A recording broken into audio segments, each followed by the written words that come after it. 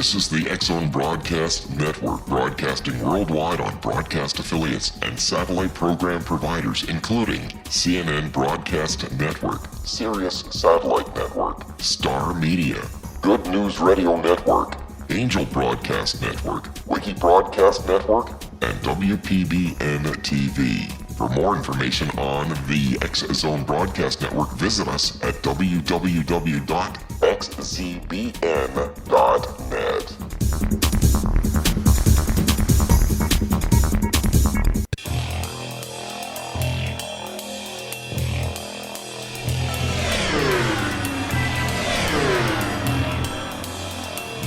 This is A Different Perspective with Kevin Randle. A retired U.S. Lieutenant Colonel, Kevin Randle has been studying UFOs for nearly 50 years. Kevin has investigated some of the most famous UFO cases in the world and has been consulted for dozens of documentaries about UFOs. Considered one of the leading experts into the Roswell UFO crash of 1947, Kevin has written more than 25 books about UFOs, including the recently published Roswell in the 21st Century. Now, here is the host of A Different Perspective, Kevin Randle.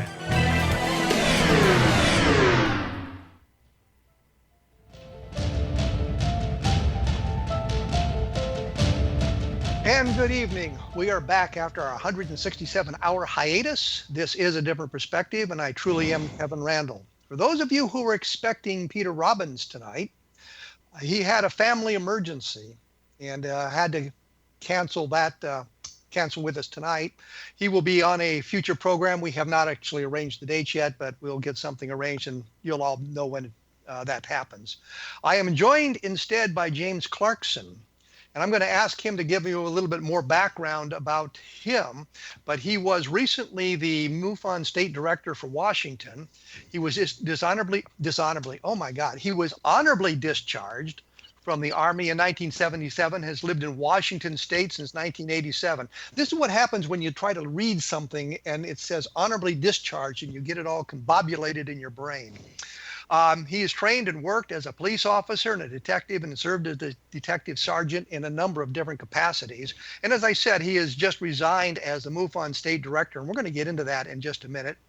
And of course, he's had a lifelong commitment to exploring the UFO mystery. James Clarkson, welcome to A Different Perspective. Thank you sincerely, Kevin. It's a pleasure to be here with you. And I do appreciate the correction on the nature of my discharge from the Army. Yeah, wow, that's a major goof right there. We'll say again, honorably discharged. So it's absolutely clear that he was you were honorably discharged.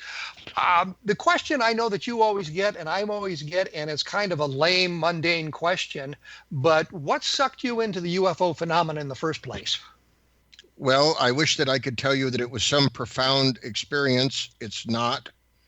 I'm a child of the 50s. I grew up on the day the earth stood still.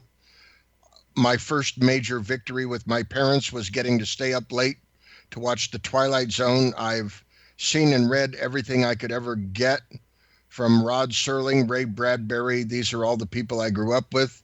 And I think back, my mother was always, I don't think it was because of an experience, but for her, the space people, as she called them, were a reality. And she said that someday we would meet them. And I've always just believed that. And I've always been intrigued by experiences that don't fit into our conventional definitions of reality.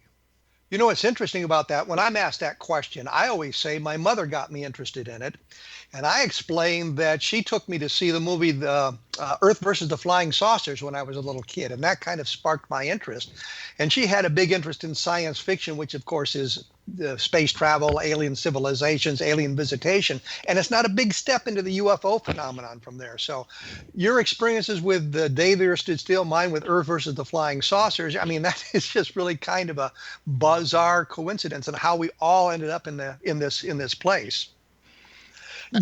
Have you had any UFO sightings yourself that were interesting? Remembering we just have a couple of seconds here left. I've seen odd lights in the distance that I couldn't explain, but I would not go as far as saying that they were what I call a true UFO.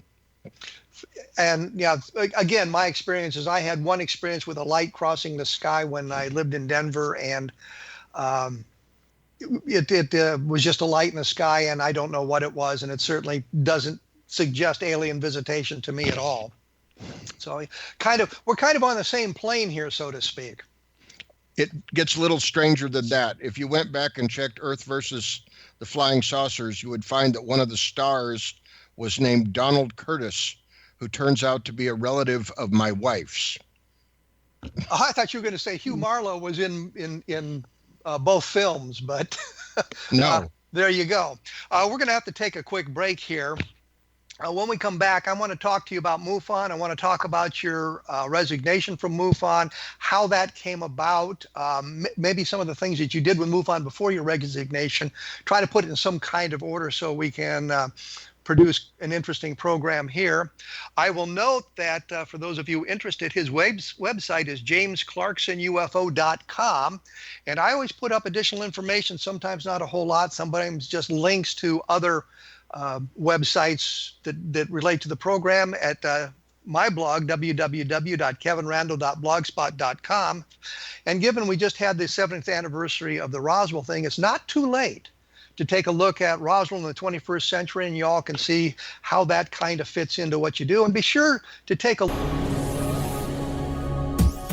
This is the X-Zone Broadcast Network, broadcasting worldwide on broadcast affiliates and satellite program providers, including CNN Broadcast Network, Sirius Satellite Network, Star Media, Good News Radio Network, Angel Broadcast Network, Wiki Broadcast Network, and WPBN TV. For more information on the X-Zone Broadcast Network, visit us at www.xzbn.net.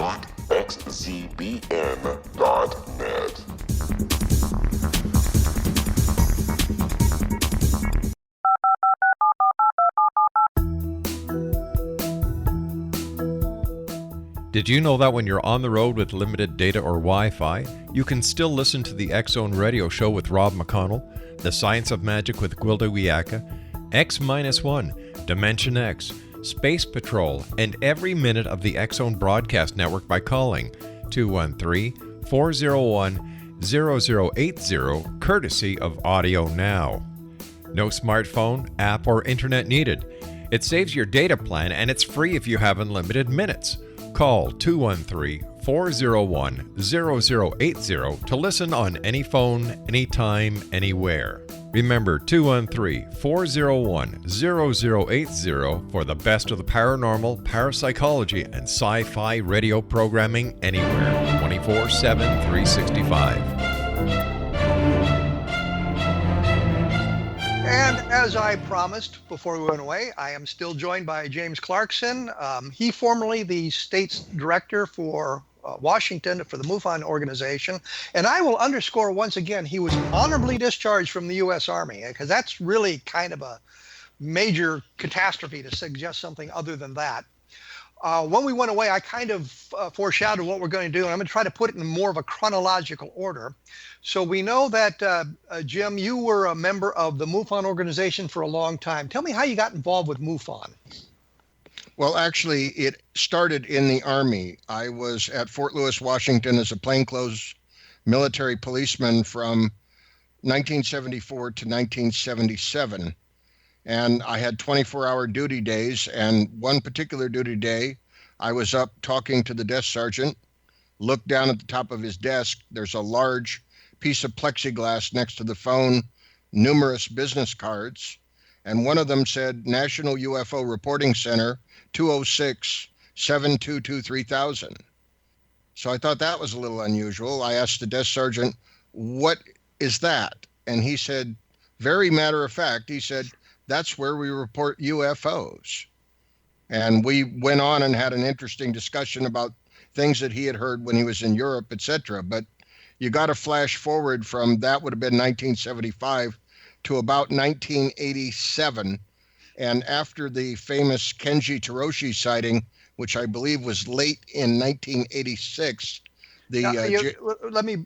Oh, you were going to explain it's the JAL 1628 flight, right? Exactly. Go ahead with that. that got me extremely interested. It was all over the news. I sent to the FAA. They sent me a press packet. I think I still have it in the file cabinet. I decided I didn't want to be on the sidelines anymore, so I recalled that phone number. I called it, and a man named Robert Gribble, a retired Seattle firefighter, answered the phone. And I said, I don't want to report a UFO. I want to know how I can get off the sidelines. And he said, have you ever heard of MUFON? And thereby hangs the tale. I ended up attending meetings in the Seattle area, which was a stretch because I was a full-time police officer, a young family man, and it's about 75 miles from where I was living then. I made it to a few meetings. I met Peter Davenport and Larry and Marilyn Childs, and I did want to add parenthetically a bit of sad news.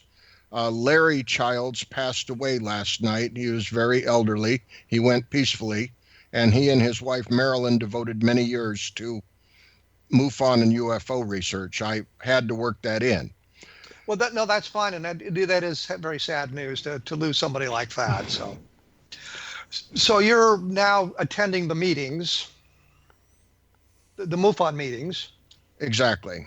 And I was promoted rapidly because there was nobody in my area, and because of my law enforcement training, I ended up being a state section director. I uncovered a UFO crash retrieval case down in Westport because when I finally sort of came out of the closet and told my fellow officers I was interested in UFOs, after all the kidding and the tinfoil hats and people putting odd cartoons in my locker, etc., everybody kept saying something crashed in the woods by Westport. Well, years later, that developed into a full investigation, and I even wrote a short book about what I learned. It was very interesting. But along the way, I kept investigating more and more cases. I worked with Peter Davenport occasionally. I worked with other people. I tried to apply the same skill set that I had from law enforcement to my UFO investigations, which, if I had to summarize it very quickly, I would say that the two things that I always told every new policeman, because I ended up training other officers, was that you have to do two things no matter what. You have to act in good faith, and you have to do what's reasonable. And you have to keep asking yourself, what would a reasonable person conclude if they were confronted by the evidence that I am being presented with now? And that's really the essence of how I approach investigations. And I don't think it should be any different when you try to investigate something as strange and unusual as unidentified flying objects. Well, what I find interesting is when I went into the National Guard after 9/11, everybody knew my background, which was the UFO thing. And there were no jokes. There were no catcalls. There were people who were interested in the information and where to learn more about UFOs, but there was really nobody making jokes about that. And this would have been in 2002, 2003. So it's kind of an interesting dichotomy there. I did have one discussion with the first sergeant of the headquarters company, and he wanted to know how I felt about being the UFO guy, and he was really into NASCAR, and everybody knew it. And I said, well, how do you like being the NASCAR guy? It's kind of the same difference, your personal interests intruding on your military duties, if you will. And he understood exactly what I meant, but there wasn't really any problems. If they had a question about UFOs or something came up about that, they'd come and ask me about it or tell me about it, and I'd follow up on it. So that's kind of an interesting difference between part of your pathway and my pathway there. So you've been investigating the UFOs there in the Washington State area. And you've been working for MUFON. What was their reaction to the reports you sent in? Very favorable. In fact, I still have one of the only accolades that I ever received from my time in MUFON was I had a little handwritten postcard from Walt Andrus telling me he had heard about the Westport crash and please keep up the good work. And that always meant a lot to me. I found when you do investigations, I don't want the boss standing over my shoulder, but it feels good once in a while to have him come by and say, you're doing a good job and I appreciate it. I'm well aware of your investigative techniques. I love what you're doing. I don't have to micromanage you to make sure that you do it properly. I'm interested in what you found. So Walt Andrus sent you that. Did you publish stuff about your investigations in the MUFON Journal? A little bit along the way. This was all sandwiched into my first marriage, which sadly was unsuccessful, although I got 3 wonderful children, and eventually I met my current wife, who is the love of my life. But these were very, very busy times. And so I, like a lot of people in MUFON, you squeeze it in where you can. In your investigations, did you come across many that were misidentifications? You could easily identify it once you did a little bit of work? Oh, I've done the statistical analysis. I actually did a presentation recently on what I've learned from 30 years of UFOs, and I can summarize it very simply. There are 750 cases in the MUFON CMS, although I don't think that CMS is quite complete. What exactly is the CMS? I'm sorry, the Case Management System for the Mutual UFO Network. Okay. And those are the cases that were assigned to me that I was responsible for. And I would say on the average, out of every 10 cases, 8 out of the 10 comprise man-made objects, natural objects, and cases where there is insufficient information to draw a good conclusion, or there are a few hoaxes, not really terribly many. And then there are 1 or 2 cases out of every 10 that are what I call gold. And a gold case is where you have high witness credibility combined with very high strangeness. In other words, something that's so strange that if you accept that the credibility of the witness, you are confronted with something that can't be explained either naturally or as a man-made object. Well, let me go off on a tangent here, which I do periodically. How often did you come up with observations of Venus? Pretty often, as well as the space station, of course, is another favorite. Oh, yeah. I've had a few of those. People call me excited. We just saw this light cross the sky. Yeah, that would be the space station. I asked about Venus because I know Venus, when it's closest to Earth and it's its brightest, can really fool people. And I know that we used to always laugh about the Air Force saying, well, it was Venus. And it turns out Venus is the culprit in quite a few cases. So just a little tangent I wanted to go off on. So you were working with the MUFON organization. You moved up the chain of command. You were a section director, a field investigator. When did you become the state director? I believe that was somewhere around 2008 or 2009. That was Larry and Marilyn Childs had been in charge. They, of course, became very elderly. Peter Davenport bought a missile silo in eastern Washington and moved over there because he was basically fed up with Seattle. And the Seattle group kind of drifted apart. And Larry and Marilyn came to me one day and asked me if I would take over the directorship. So I did. So it didn't come from the top. It actually came, well, sort of from the top, but I mean, it really came out of the local organization. They wanted you to take over the state directorship. What does all that entail? Well, number one, you have to keep up with the constant flow of cases coming in on the case management system. And that can be very nerve-wracking because since it's a volunteer organization, managing a volunteer organization is never easy because although you may on paper have 10 investigators, you probably only have 1 or 2 that are actually available or willing to work. And then about the time that you get them trained and up to speed, someone moves away, someone quits, someone gets sick, someone gets divorced, and on you go. And it's like herding cats.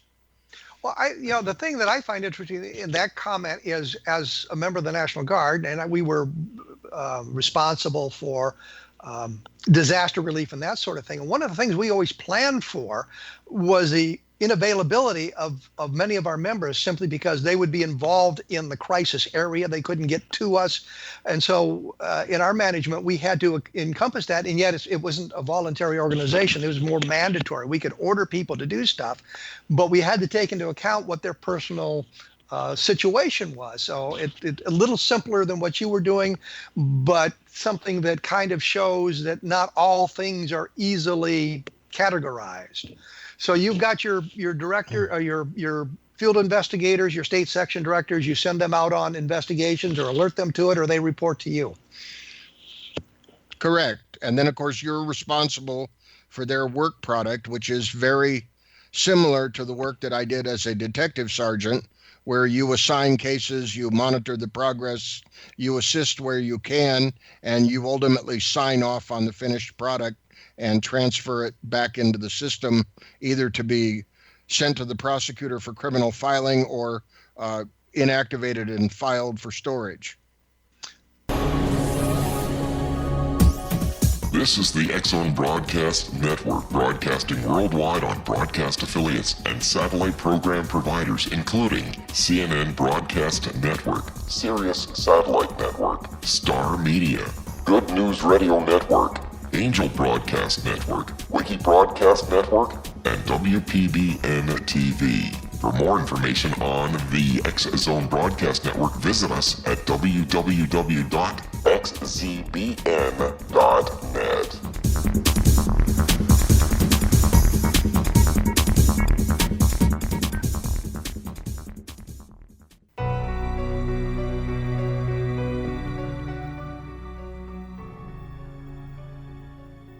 Apparently, we have a more somber tone going on there, given the music. I'm joined with James Clarkson here on A Different Perspective, part of the X-Zone Broadcast Network. And if you get a chance, take a look at the X-Zone Broadcast Network website and look at some of the other fine shows that they have on the network. When we went away, we were kind of discussing a little bit about the way MUFON works, the inside stuff, I guess. And we're going to kind of move away from that. Now, I was trying to kind of set up that shows, there's a lot of work involved in this, and there's a lot of people who are very interested in it. But James, you've had a falling out with the MUFON network, MUFON organization, and over the last few days, you have resigned your position as the state director. What precipitated that? Well, this probably started back in, I should quickly go through the history. Eventually, we ended up in a situation, I believe it was where around 2010 or so, actually when James Carrion was the international director of MUFON, at that time, there was a partnership with Bigelow Aerospace to provide funding for investigations. That, of course, is the biggest problem with MUFON or anybody who wants to do this kind of work, is where do you get the money and resources to do an investigation? That's a tough nut to crack. The partnership eventually fell apart. There were accusations and counter-accusations between James Carrion, the board, and Bigelow Aerospace. The partnership broke up. James Carrion resigned. I believe Clifford Clift became the next director. He was followed by Dave McDonald, and then comes Jan Harzan. Well, the situation with Jan Harzan, he is a very different individual, I think, in the history of MUFON. And to give the man credit where he does deserve it, he is an experienced corporate manager and a businessman. Does he have a background in UFOs? Was he interested in UFOs? How did he end up coming into MUFON? He states that I do. I don't know the details of it, but he apparently had a very profound childhood experience of direct contact with a UFO. I've never been able to sit down and hear the entire story. I only know the gist of it, but I believe that is the reason that he gives for his involvement.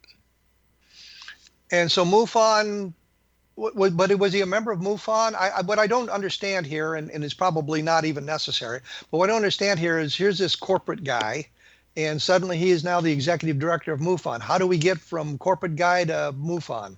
Well, you have to remember that the way MUFON is organized, there is a autonomous, self-perpetuating board of directors.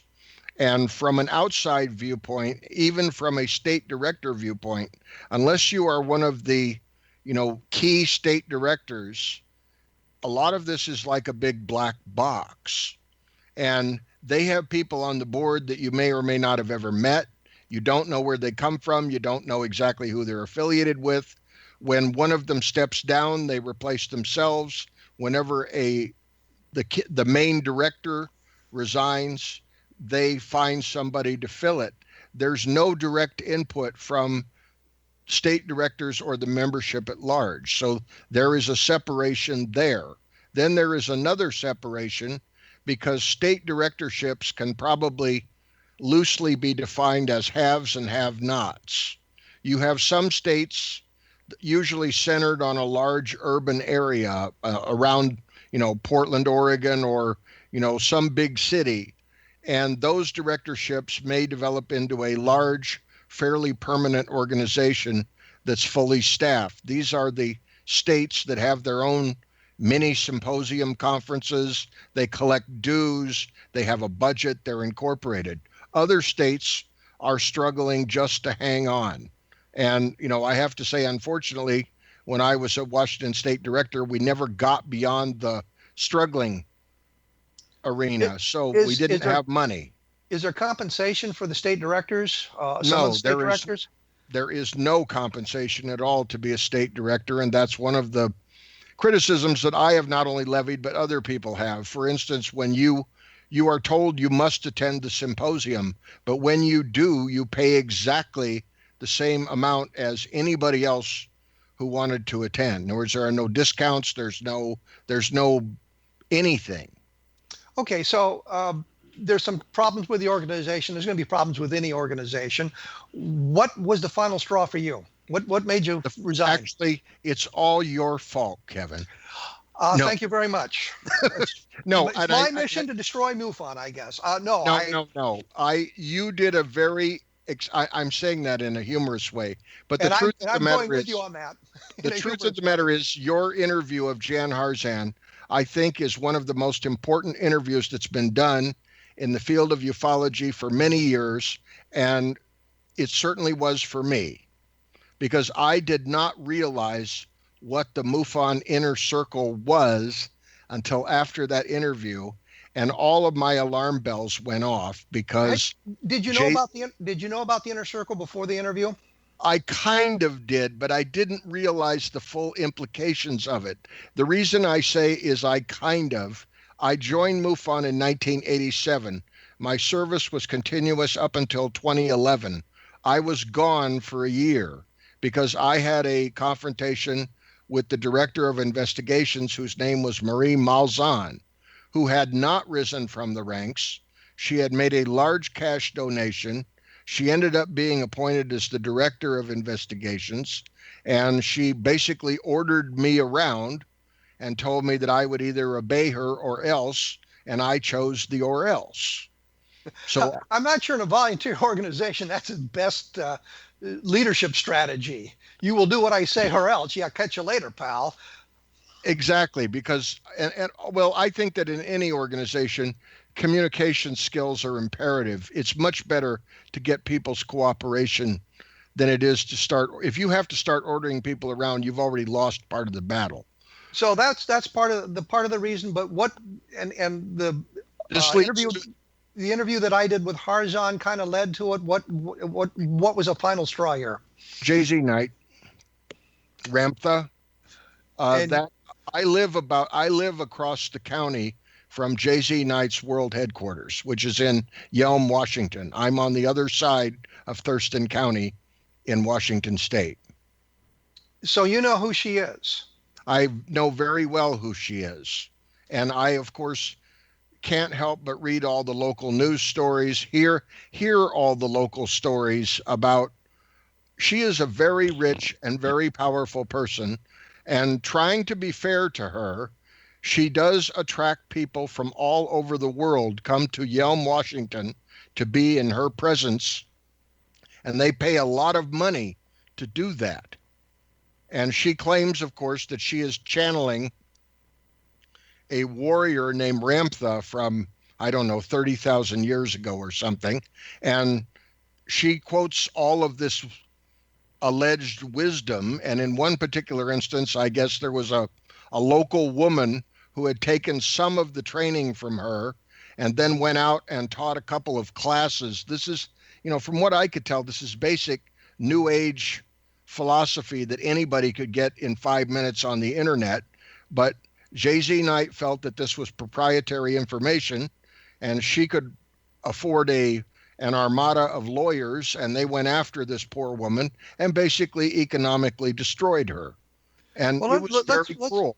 Let's make one thing straight here. J.Z. Knight is a member of the MUFON Inner Circle, which according to Jan Harzan is merely a donation level and really has no influence on the daily operations of MUFON. Even though on the MUFON website, it talks about the Inner Circle, it talks about guiding the organization and that sort of thing. So J.Z. Knight is on the Inner Circle of MUFON. She gains that position by paying $5,000 a year for that position. And you're saying here that J.Z. Knight, of course, economically destroyed this poor woman because she was teaching some New Age philosophy that J.Z. Knight thought was proprietary. That's correct. And I can't, do I know that J.Z. Knight is influencing day-to-day MUFON policy? No, I have no direct knowledge of that. But I've been around the block enough to know that money has a lot of influence. There's no such thing as a free lunch. Everything has strings attached. And I also know that in the past, key people have been promoted from the inner circle. They have been selected and put in positions of authority. Marie Malzahn was one. Some of the other people on the inner circle, Dave McDonald, for instance, has been the international director. So I think there's more to the inner circle than just being a cool little club where you get perks. This is a place where, they can recruit people for key positions. These are the movers and the shakers. And in fact, there was another controversy which kind of led indirectly to my resignation, was the John Ventry debacle over his, shall we say, rather unfortunate things he said on Facebook that got a lot of people infuriated and were, I think, a very bad, I'm not even commenting on what he said.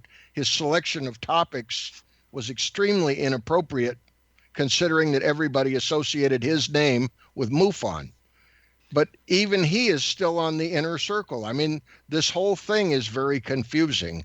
And then we add in this current symposium that just got over and the selection of speakers. And quite frankly, then we add on top of that a lot of progressive burnout on my part. I had just reached the point where I felt like I was doing more and more work and getting less and less appreciation. And you reach what you call the Popeye point. That's all I can stand because I can't stand no more. And that's basically the point that I reached. I don't believe that the MUFON that exists now is the MUFON that I joined. I feel like the voices of the people who are serious UFO investigators, they're still there. There are many very, very good people in MUFON that are trying very hard to do investigations with integrity. But commercialism has won the day. And I can't even tell you that that's wrong. Jan Harzan may be exactly what MUFON needs in order to survive. I can't tell you that. I can only tell you that he and I have a fundamental difference in philosophy, because my impression from the interview that you did with him and my impression from things that he has said is that he doesn't get it. He would not understand how worried I am and other state directors are about having people like J.Z. Knight in the inner circle. He would not. He doesn't see any problem with that. Well, the one thing you said was interesting. The state directors are required to go to the symposium, and they're required to pay the... This is the X-Zone Broadcast Network, broadcasting worldwide on broadcast affiliates and satellite program providers, including CNN Broadcast Network, Sirius Satellite Network, Star Media, Good News Radio Network, Angel Broadcast Network, Wiki Broadcast Network, and WPBN TV. For more information on the X Zone Broadcast Network, visit us at www.xzbn.net.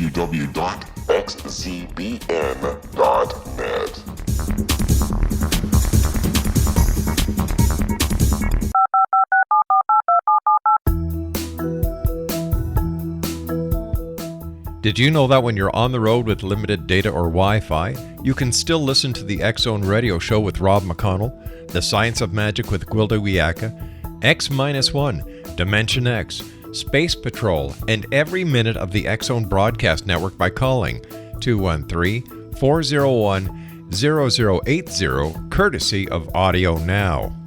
No smartphone, app, or internet needed. It saves your data plan and it's free if you have unlimited minutes. Call 213-401-0080 to listen on any phone, anytime, anywhere. Remember 213-401-0080 for the best of the paranormal, parapsychology, and sci-fi radio programming anywhere, 24/7, 365.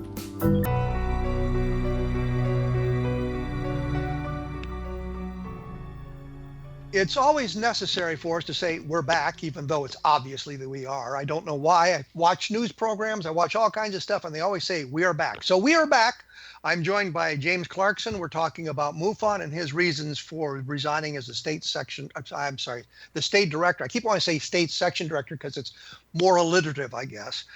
James Clarkson was the former Washington State Director. He just recently quit. Did you go to the symposium, or did you resign prior to that? I resigned prior to the symposium. Quite frankly, I couldn't see any point in going to listen to those speakers, with the possible exception of Richard Dolan. So you found the lineup of speakers to be inadequate, that they weren't really representing the UFO field? Well, it's deeper than that, and I would hardly use the adjective inadequate. The problem I have in particular, let's just focus on Corey Goode, who is probably the most famous of all of the people who were presenting. And the problem was analyzed very thoroughly by Richard Dolan, who broke it down, but it's plain to see that if you tell people that you have had this career in the Galactic Army or the secret space program or whatever you want to call it, and you were whisked away in time and you did a 20-year career, and then you were whisked back to moments after you left so that no one you knew actually knew what you had endured, you've got the perfect story, because there's no evidence. Now, can I tell you for sure that that didn't happen or that it's impossible? No, I can't say that. Well, let me break in here and say I can. It's impossible. The story is complete and utter crap. Thank you. That's just my opinion. So well, you're the host, and I didn't want to overstep my bounds. So you were not thrilled with the lineup of the speakers. It seemed to be more directed at those who would draw in a lot of people to spend their money at MUFON than it was on presenting a program that was based in reality. Correct. And actually, in fairness, I have to say that from a business point of view, Jan Harzan and company correctly assessed the times that we live in, because apparently the attendance was stellar, which is kind of sad, but I think that's, people want to be stimulated. They want something thrilling or titillating. They don't want to think about what they're viewing. I know you can't answer this question, but it just popped into my mind. How many of the people attending that really bought the story? Or are they just treating it as a great science fiction tale and it's fun to watch this guy talk? Well, I can tell you, I have been receiving a deluge of email, and because I was in MUFON for quite a while, even though I'm out, I still have a lot of contacts. I've been receiving information that apparently the most sensational of these speakers, there was Corey Goode and one other one, but apparently they got the most, right after they presented, they were mobbed by people who wanted to come up and talk to them about what they had presented. So apparently this is extremely popular. So what I should do then, because I've been accused actually of being part of a space force that we didn't go to Iraq. We have been brainwashed. We really were involved in a fight on Mars and other planets. I should embrace that concept and start telling everybody, yeah, it's all true. And then I would be one of the stellar speakers at one of these conferences. Yep. Okay, and that is that kind of the state of ufology today, that these outrageous claims are much more important than actual research into UFOs? Unfortunately, I believe that that's true. I can't help but think that ufology is reflective of society at large. And let's face it, we are all overstimulated by social media, television, advertising. Everybody is pitching something. Everybody is trying to get your attention. Buy this, take that, do this, do that. Believe me, don't believe him. And it goes on and on. So if you're going to rise to the top and you want to get people's attention, you almost get forced into this mold of, well, I have to tell a more outrageous story. So what you're doing actually is condemning me for saying to people, buy my book, Roswell in the 21st Century. No, because that's honest. That was a little humor. I know. I tell people to buy my book on June Crane. But I think that's very honest. I don't think we're not trying to deceive people when we say that. Well, I've always said what I should do is put on my uniform, go to Wright-Patterson Air Force Base, have my picture taken outside of the ATEC building and say, yeah, I was just inside and saw the bodies. What's the big deal?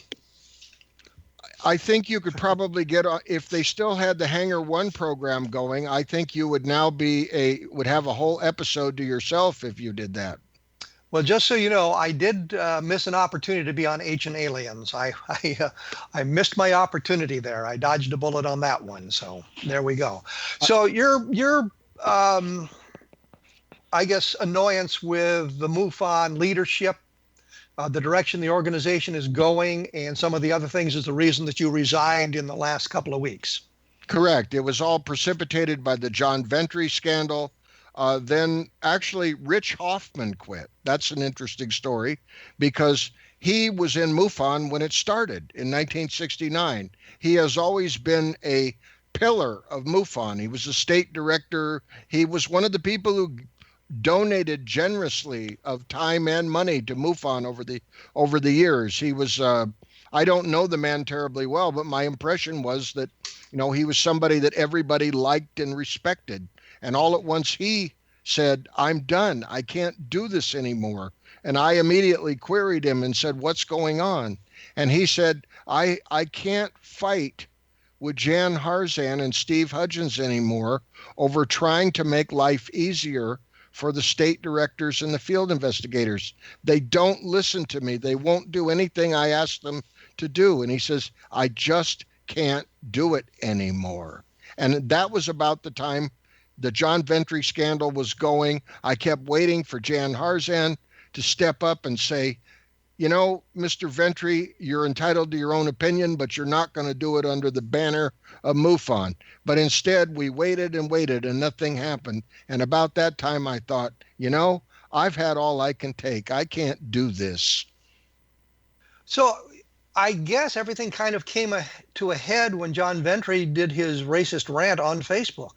Yes, it was kind of like the perfect storm. And then the other day after I had sent in my resignation, and I freely admit, I tried to go, initially I was trying to go out very quietly, but it just, having somebody after you've been in an organization for 29 years and all they say is thank you for your service, and you realize that when you finish that conversation, you're about to fade into oblivion, that wasn't acceptable for me. So I wrote down what I really felt about leaving MUFON, and I decided I would go out in a blaze of glory. But then right after I finished that, I opened my email, and here's Robert Powell resigning from the head of science and research.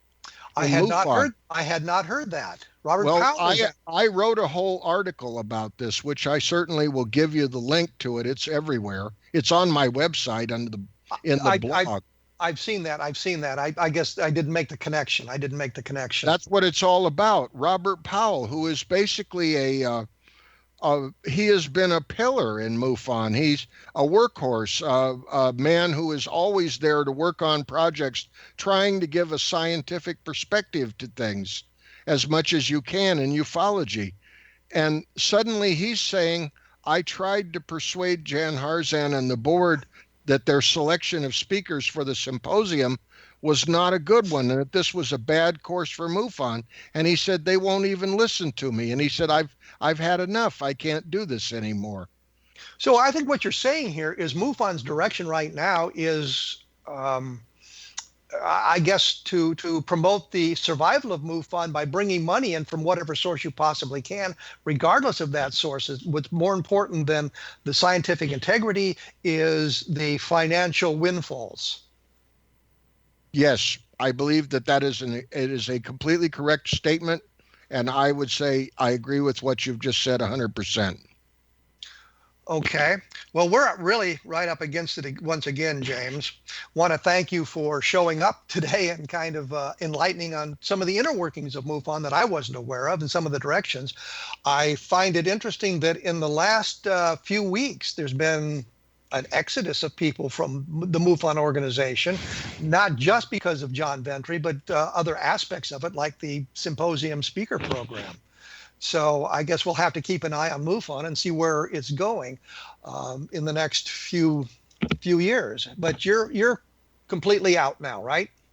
I am completely out of MUFON, but I am by no means out of the UFO mystery. I'm working on my own investigations. I'm going to help anybody that I can, and who knows, maybe one of us will be lucky enough to unravel some of these mysteries. Okay, well, James, your website is jamesclarksonufo.com. You can find it there. You can find his email address. You can email him if you have questions or you want to make comments. Once again, I'll probably have something more up on this at